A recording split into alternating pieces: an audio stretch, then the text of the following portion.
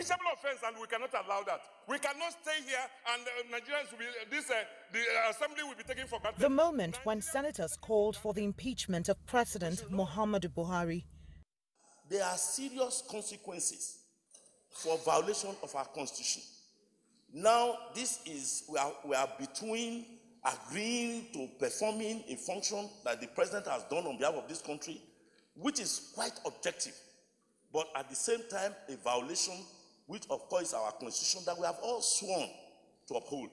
Senators want the president impeached for authorizing the purchase of warplanes to boost the anti-Boko Haram offensive. 12 fully configured Super Tucanos, together with munitions worth $496 million, are being purchased under the order. The president was voted to office on account that he's the best man to end the 9-year insurgency. Tens of thousands have been killed and millions displaced by Boko Haram, and quite often the military has complained it lacks adequate weapons to effectively counter the insurgents. Although there was some frenzy mood when the impeachment motion was tabled, but not all senators agreed to an outright impeachment. We have seen so much bloodshed, and there's a need for us not to circumvent the Constitution, not to circumvent the laws of the land, in an attempt to achieve some certain ends. So in my own way, I do not think we should impeach the president, but we should demand that the money be returned to follow due process to the end. But just how easy is it to impeach a president in Nigeria?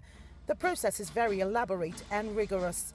It was constructed to guard against unfair impeachment to settle political goals.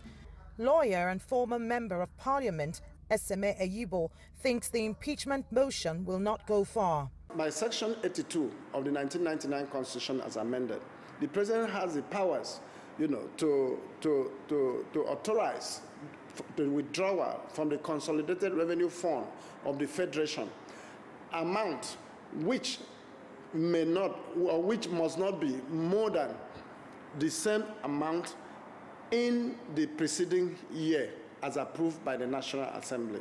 That provision, Section 82, is very clear.